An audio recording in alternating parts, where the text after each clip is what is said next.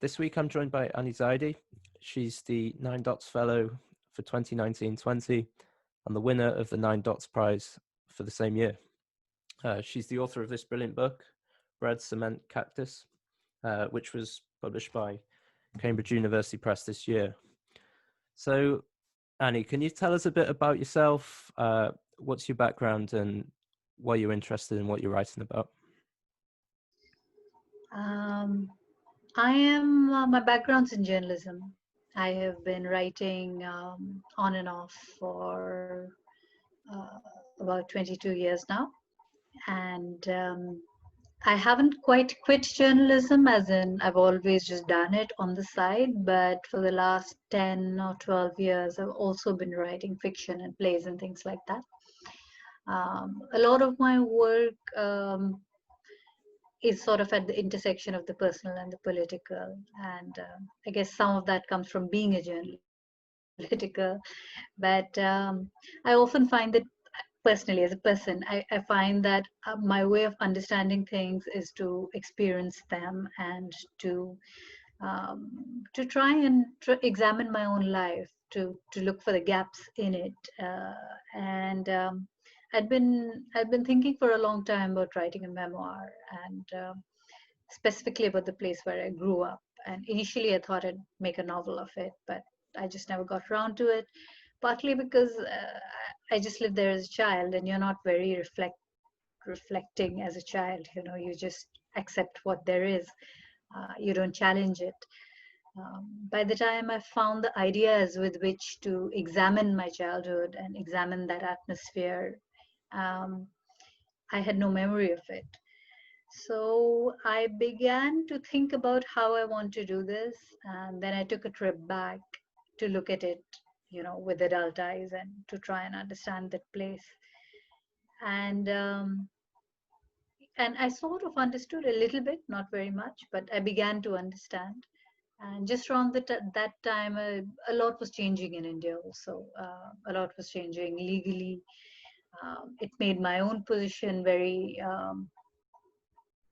sort of insecure as a citizen in the country. And I think the combination of all of those things was really this swirl of things going around in my head about home and where you belong and things like that. And then when the Nine Dots question was posed, then I just immediately knew that I wanted to respond to it through a combination of research and memoir. So the book actually came from there. But I think if the Nine Dots Prize hadn't posed that particular question, I may have ended up writing about it in different ways, perhaps through fiction or some other means. And what's the story behind the title? So I know because I've read the book, but for people who haven't read it, what's behind the title? Bread, Cement, Cactus. Bread comes from bread, I guess, because we all move. I was thinking about moving, location and dislocation, and why that happens. And bread is the principal reason. We all move because wherever we have jobs, and we also move because sometimes out of the lack of bread. I mean, bread and lack of bread are kind of fundamentally linked. Cement, because the place where I grew up, it was basically a cement factory, a township attached to a cement factory. And cactus, because it was a kind of in a dry desert, like kind of, and there was cactus there. It was the first time I'd seen cactus. And but cactus also is it's all the difficult things. It's the prickly things in life, the things that are alive but not comfortable. So it was, the title is a kind of nod to all the things that are difficult and which feel like home or don't feel like home. So yeah, it's a memoir about home. So what does home mean for you? That's a very difficult question. As I say in the book, home is one of those things that is always being renegotiated. You can't say this is home and then sit back, because even if you do, the moment anything changes, say the political atmosphere changes, the government changes, um, a government that is persecuting certain groups comes into power, say, and then that place just doesn't feel the same anymore.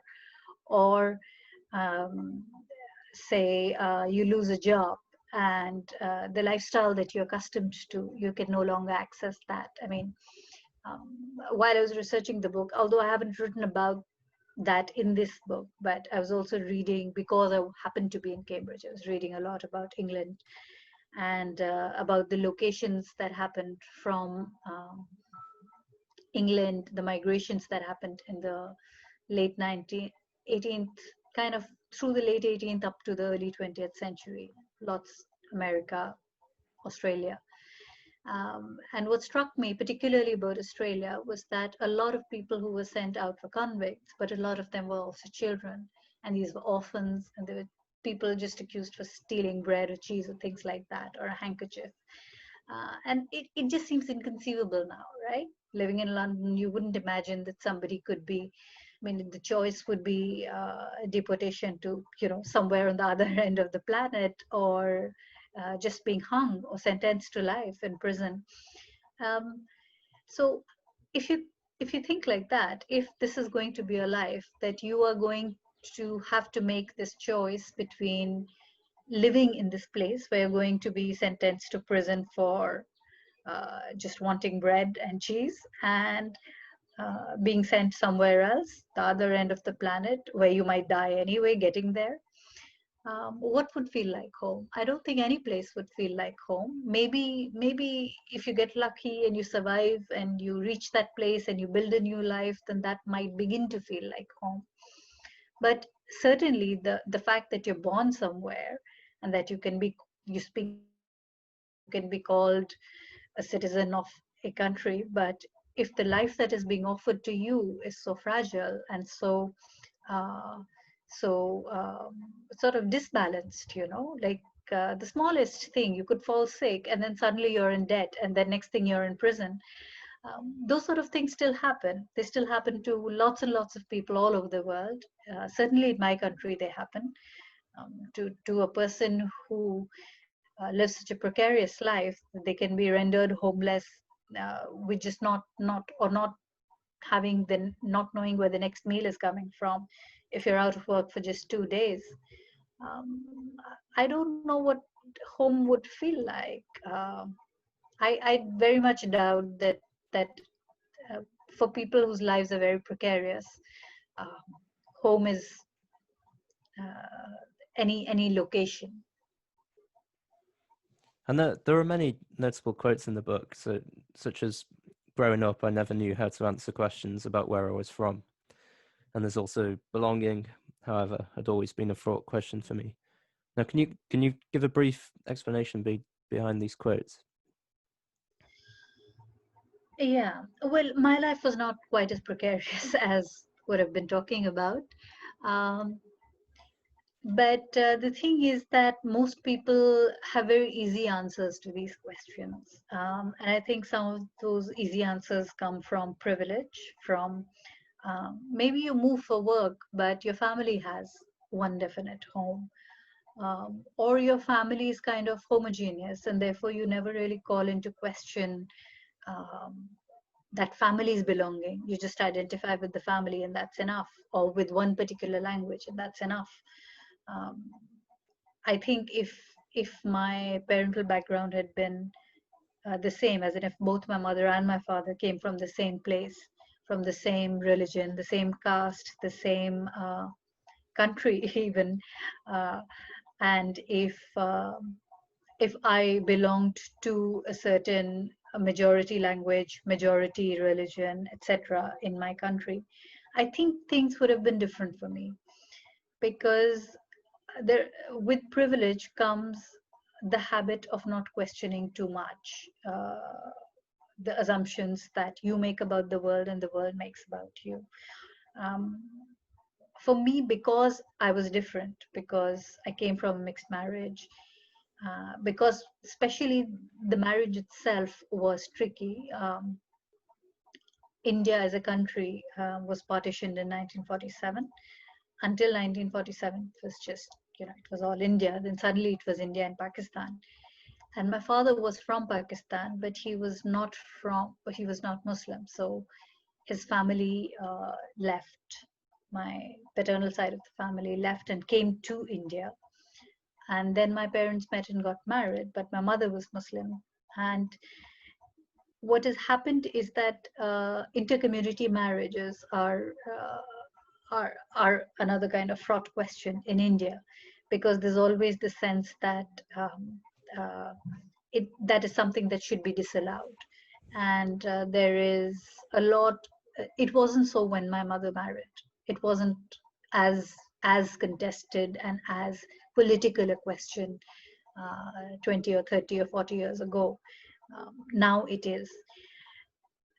But because I was growing up mixed and because I knew I was so unusual, I didn't quite know what to identify with. I didn't identify with my father's side of the family very much. I didn't grow up with them. And I didn't have an opportunity to go back and look for those roots either, because it's a whole different country now and you're not even allowed. And the two countries are constantly hostile. They're warring with each other. So you don't have the luxury of saying, I identify with that country. I mean, it would be considered seditious to say that. Um, but you also cannot shrug off your ancestry so easily. So all these things for me were difficult. And the fact that I was growing up in this place where we didn't know anybody at all, we didn't have any family there. I did not identify with that place at all. I mean, not in terms of ancestry. I didn't identify with the local culture. I wasn't even allowed to kind of go out there and investigate that local culture. It was just a highly classist kind of environment where you just come, you do your job, and then you leave, but you don't mix with other people around. So I found all of that very problematic. And because I couldn't ever identify with a people, a place, um, I didn't quite know how to answer this question of where you're from. What does one say? Does one just put any place out there and allow other people to create this false idea of you, which I was resistant to. I do not like to present a false picture, but I don't know what to do with the truth either. And how have your experiences and feelings about home changed over time? So you spent some time in the UK, as you said. How has that developed since you grew up? Well, the UK, very briefly, too briefly, really, for me to comment on how I feel about it. But my feelings have changed to the extent that um, I now identify much more with individuals, and I do not look for answers in people or regions.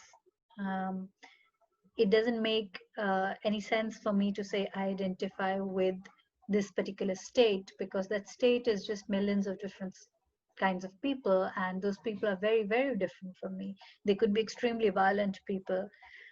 They could be extremely discriminatory people, bigoted people, and they're not like me at all. And it doesn't matter that we speak the same language. We're never going to identify with each other.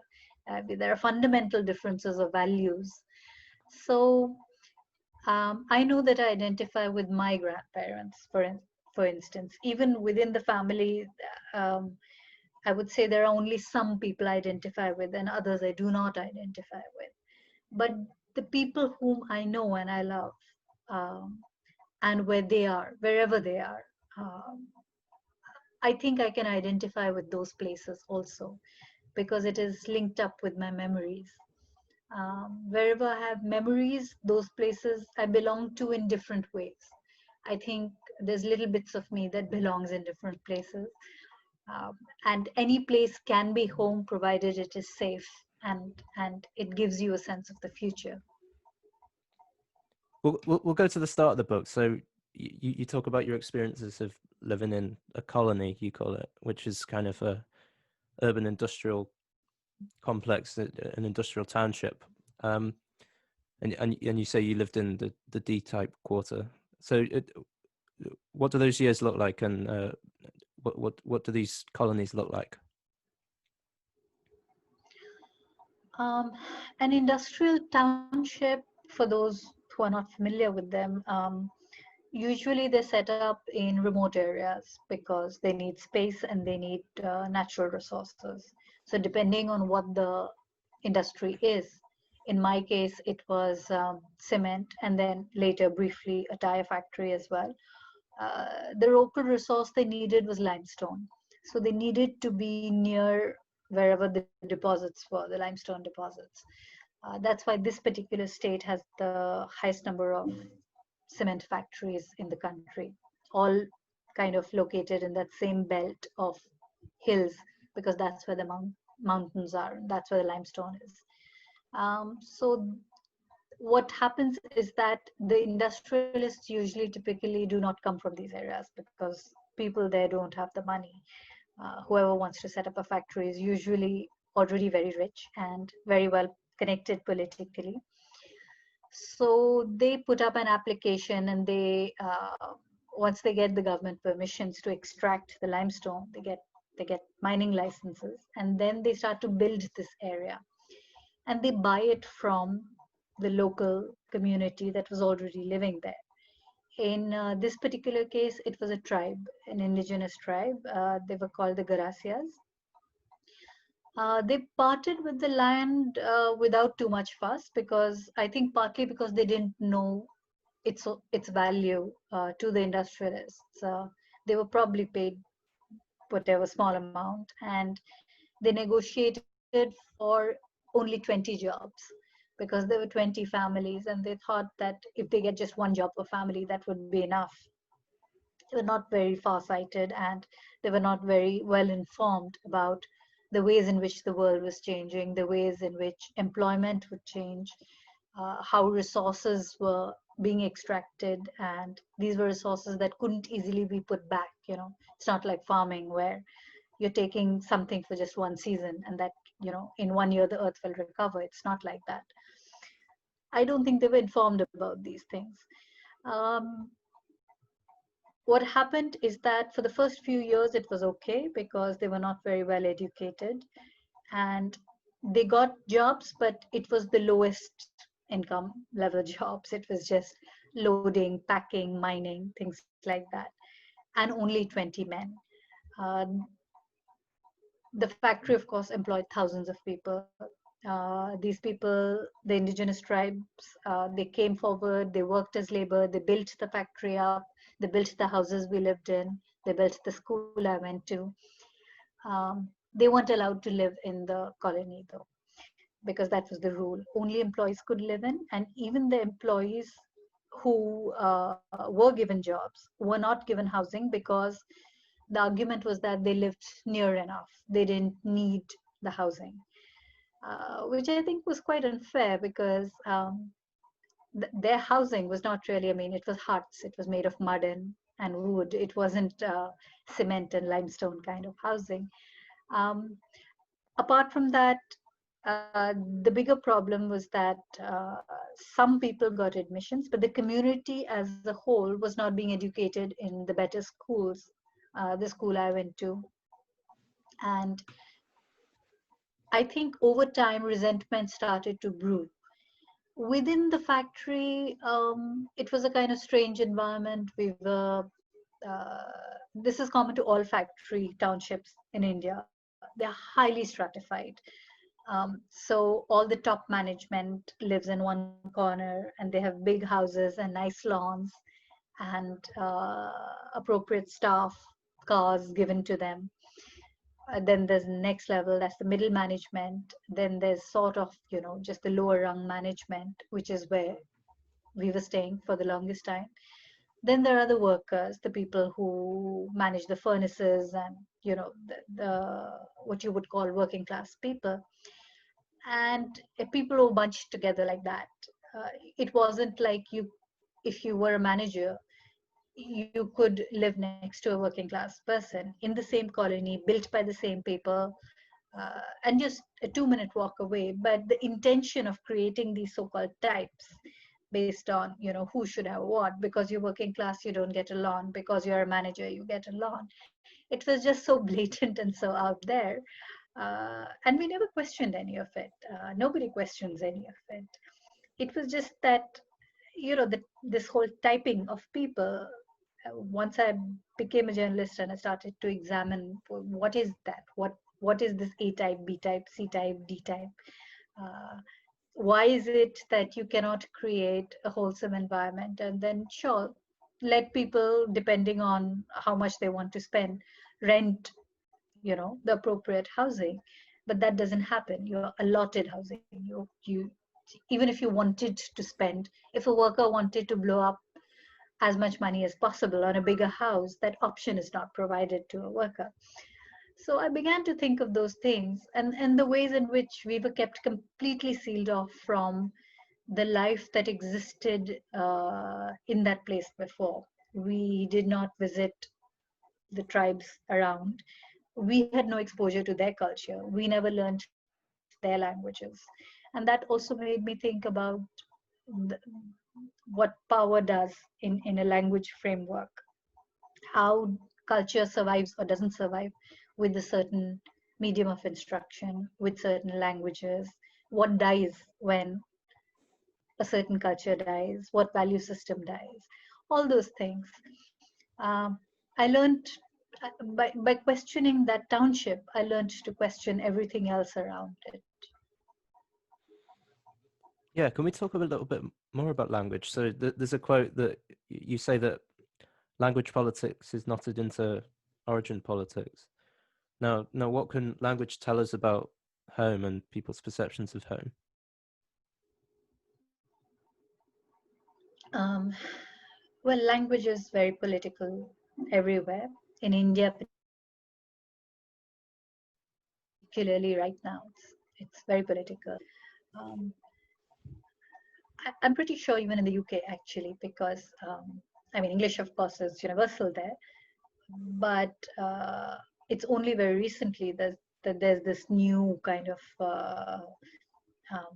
politics around speaking Welsh or speaking Scots or speaking Gaelic, and you know, um, it's a way of trying to preserve something of your identity, of your homeland, of your history, um, and also of establishing that there is something here which is different from whatever the center is or whatever the universal is. That everything is not just the same. There is value in being diverse. So but politics likes homogeneity. I think big politics, particularly, the more ambitious your politics is, the more you try and make sure that everybody else is like you, so that they don't get to define themselves as something different. The moment they do that, then another leader can emerge, or another different sort of set of um, emotional values can be created. And most people are scared of that. People in politics are particularly scared of that, so they resist it. They're particularly in India, it's very tricky because we're intensely diverse from the language point of view, from many points of view, but particularly the language point of view. We have more than 22 official languages, and there are demands to recognize other more languages, lots and lots of dialects, hundreds of dialects. Um, we have a saying which says that every 2 miles a language will change. Then because of this, because we are so diverse, and because India was also kind of organized along, our states were organized along linguistic lines. So each state sort of spoke roughly the same, if not the same language, at least the same language was understood, and the same, and there were dialects, variations of the same languages. But the moment you say that my language is different from yours, then you also make a case for a regional diversity, to say that, okay, I want my own state, because the state then has its own language, it has its own medium of instruction, then everything that is encapsulated in that language has its history, it has its literature. You seek to separate yourself on the literary front, and then that literature contains values and it contains a sense of who you are, and your sense of who you are begins to change based on that language. So people really resist that, the differentiation of language, the diversity of language. In my case, it's even more tricky because while I speak Hindi quite fluently, and in fact, it's almost like I would say Hindi is as much a first language as English is. Um, my inherited language is Urdu. My grandfather was an Urdu writer, but the script in Urdu is like Persian or like Arabic. And in India, along with this movement for the partition of India, there was also this movement for the separation of languages. Verbally, in a spoken manner, it's the grammar of Hindi and Urdu are the same. So if you're not using a very kind of um, a self-consciously complicated vocabulary, if you're not using Persianized words in Urdu, and if you're not using Sanskritized words in Hindi, Hindi and Urdu can more or less understand each other. Differences of region. There was a concerted movement to separate the two languages before the separation of the two nations happened. There were people who believed that Hindi should not be written like Urdu and that Urdu should not be inflected by Hindi. Once the partition happened, Urdu became the official language of Pakistan. And the moment that happened, it became a suspect language in India because it was the language of the other, the language of those who had gone away, the language of the Muslims, so to speak. It is still probably in many parts of the country, it is in many states, it is the second most spoken, widely spoken and understood language. But there is also a concerted attempt to not allow it the status of a second official language. Most schools will not teach it. Most examining boards will not encourage the teaching of it. And in the last 4 or 5 years, it has finally taken a kind of violent turn where anybody who is seen reading an Urdu book can be questioned, interrogated. Sort of sometimes there have been violent attacks where wall paintings and art have been defaced because the text was in Urdu. I mean, you could write "I love my country" in Urdu, but even that would get you a kind of dirty look, and sometimes it might bring you violence.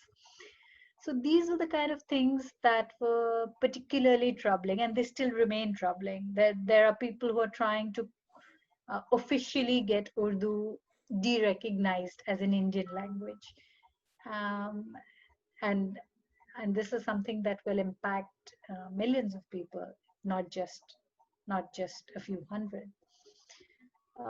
It's a way of saying that you don't belong. Your language doesn't belong, your script doesn't belong, you don't belong. And it's impossible to not be affected by that. Even if I do understand Hindi better than I understand Urdu, um, that still doesn't make it easy to accept. Because the moment you reject something, you're also rejecting the personhood, the history, um, and the sense of pride that is attached to it, all of that. I think everywhere in India, we've had lots of language debates and lots of very intense emotions attached to language. I think if any language gets threatened in some way, it is often followed up by violence. And you've got a chapter about graves. It's called Grave Politics. Now, what can graves tell us about home? A lot. Well, the thing is that like language, like food, like anything else, graves are a repository of memory. Uh, they they are a kind of resting place. They are where you lay someone you love down to rest, you try and remember it. I mean, if you can afford it, you put up a cross. If you have lots of money, you make a tomb. If you have lots and lots of money, then you make a whole, you know, something like the Taj Mahal. Uh, so I think the idea of the grave as a site of belonging, it takes in people you love, and your memories are attached to it, and you want to keep coming back there. And because you want to keep coming back there, you begin to treat it in ways that you would treat all the places where you hope to return. Like home, your home is a place where you want to return. You don't want to go to the graveyard every day, but infrequently you may go, but when you go, you want that place to retain some part of you, some part of your history, and you want it to always be there as long as possible in your lifetime, for your children's lifetime. In the same ways, you would like to leave some of your genetic inheritance or your architectural inheritance for the future. You also want to leave some part of yourself, in a way, uh, and your ancestry. And graves also are because they're a site of personal memory, they also become a site of community memory, and they become places where a people, whatever the people, however they wish to identify themselves, they become a way to form alliances and to kind of protect whatever you think is worth protecting, that sense of community identity. Very small communities in India have very different and precise and interesting graves. And they also kind of um, they contain the seeds of our history, like the earliest things in England. I'm sure there are all kinds of theories about what the earliest history were of people who inhabited that landscape were. But almost all civilizations, the earliest findings will be associated with graves, and they will contain your complete sense of who you are, right? For instance, in India, one of the earliest burial sites we have found were dolmens, these cairns and dolmens, and sometimes there is evidence of underground burial chambers. And in Harappa and Mohenjo-daro, we have found graves where people have been buried together. And we draw inferences based on that. If people are buried together, what could it mean? Two people in one grave, what could it mean? Could only mean that people had a sense of family, of affection, of signifying, a kind of uh, um, their will, in a way, for the next generation. It also tells us that burial was a practice, that we were a people who buried people. Now there is this political contestation, and these were not Muslim people necessarily. They weren't necessarily even what is now understood to be Hindu people, but they were a pagan civilization of some sort. Whatever name they called themselves, we don't know. We haven't identified their language. Now, in our contested kind of graveyard politics, what is happening is that a binary is being created, that graveyards are being associated with Muslims, with Christians too, but mainly with, okay, Muslims and Christians. You are the burying guys, and Hindus, we are the burning guys. And this is such a false binary, because in India, typically Hindus have buried, low caste Hindus have buried. Lots of smaller communities, smaller denominations, people who do not subscribe to the mainstream have buried. Children are always buried. Pregnant women are often buried if they die before childbirth. All these different variations are there, but for politicians, it's very important to create an other. Now, how do you create this other? You do it by forcing as many people as you can into one identity, which in India happens to be the majoritarian Hindu mainstream identity, and you insist that we only burn, we never bury, which is not true. but that's the message that is being given out. And through graveyards, you give out a message that the other is the guy who buries. Now that opens up this whole can of worms, because the moment you do that, you then start to make statements about who deserves land, who deserves graveyards, how much land can be given to whom for what purpose, what land can you take back from communities, uh, which communities are open to that sort of assault on their memory. In Europe, typically, the assault has always been against Jewish people. You'll see one of the first signs of a creeping fascism and anti-Jewish sentiment is the desecration of Jewish graveyards. So one kind of understands how politics works through death also. If you can insult the memory of the dead of any particular community, it's a bad sign, because that means that you're looking to do violence to the living of that community.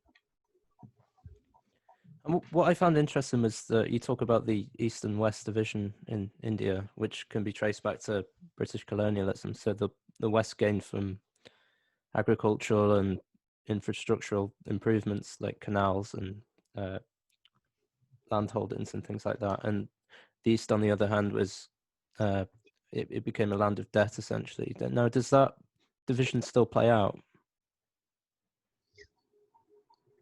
I'm making that argument with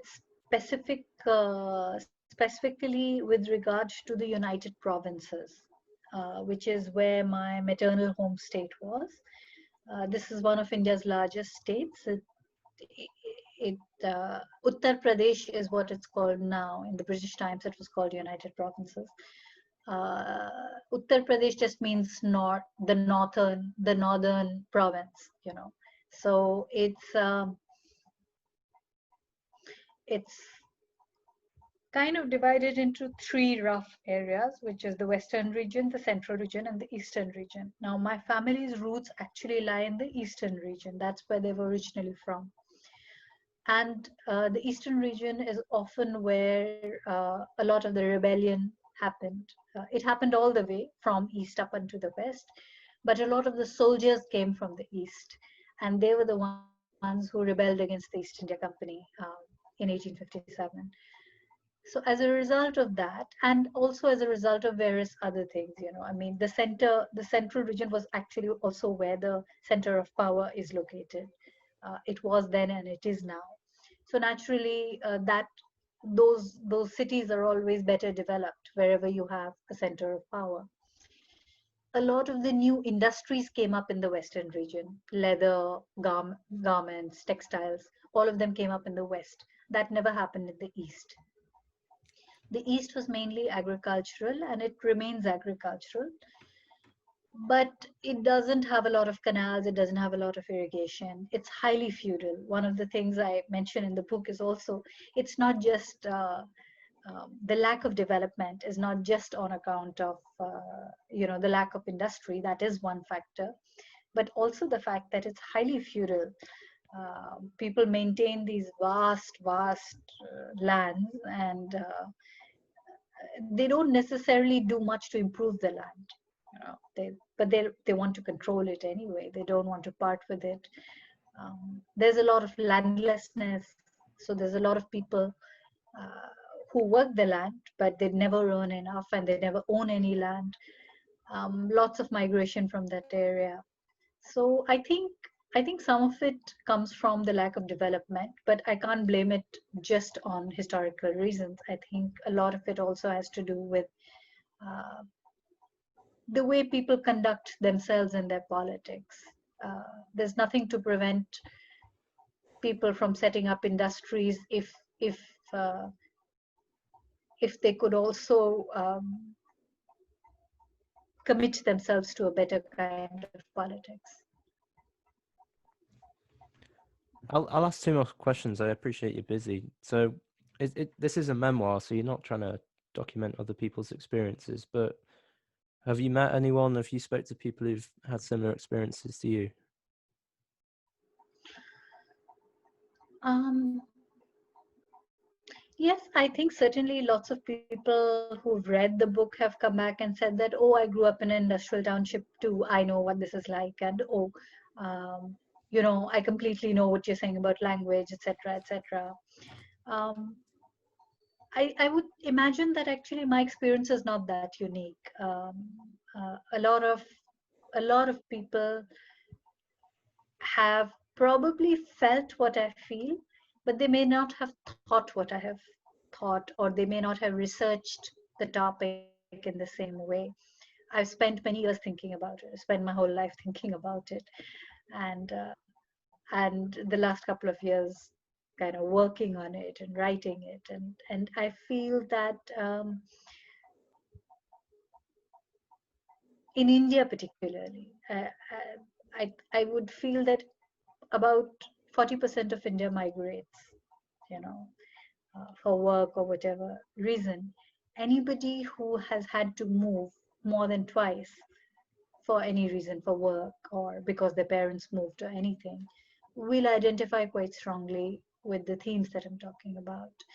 Um, the only thing in my experience which I think is different is the fact that, in addition to having moved around a lot, I come from a mixed cultural and religious background, and this in India is quite unique. It doesn't, I mean, we're a very populous country.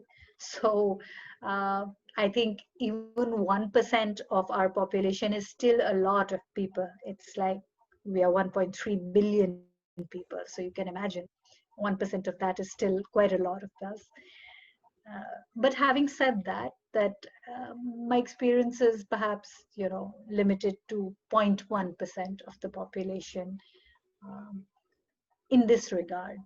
And the fact that I, in combination with all the other things, where I'm questioning a lot of things, which a lot of people prefer not to question, they take for granted.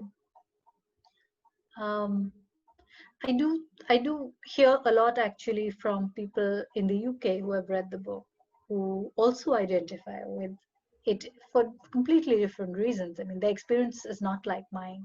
They may have lived in, say Cambridge for 40 years, um, but in some way they always understand what this is about, because there are questions of history and politics, and there are questions of the ways in which politics can change how you feel about something. Do you feel Scottish? Do you feel Irish? Do you feel as if something has been lost because you lost your language, or because say your parents are buried in Europe, and you can't visit them as often as you'd like. So all these different things, because they're personal, and because we're human and we end up feeling more or less the same way, all of us, I think people do tend to identify with it.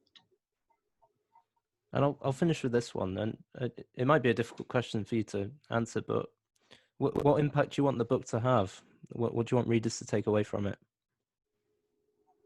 Mm.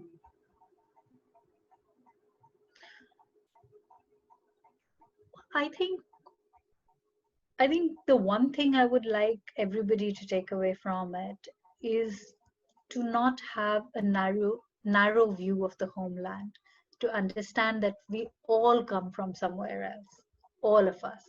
There is, I mean, my family, my maternal family has been uh, not only in India, but more or less in the same province of India for 14 generations. And even then, we are forced to confront this question of, yeah, but you don't really belong. You came from somewhere else. It doesn't matter that you came 15 generations before or 20 generations before. There are families who have come 50 generations before, and they can be made to feel like outsiders. So I think that this question of how soon you have come, or when you came, or did you come last night, or did you come 5 years ago, or did you come 50 years ago, these questions are very petty questions actually. I mean, look at the history of the human race. They say that we've been around for like, when we look at time and the planet itself, we've been around here for like 10 seconds, and here we are drawing up borders and saying that, oh, but you came from that side of the border which didn't even exist 50 years ago. What is this? uh, yeah, it's stupid.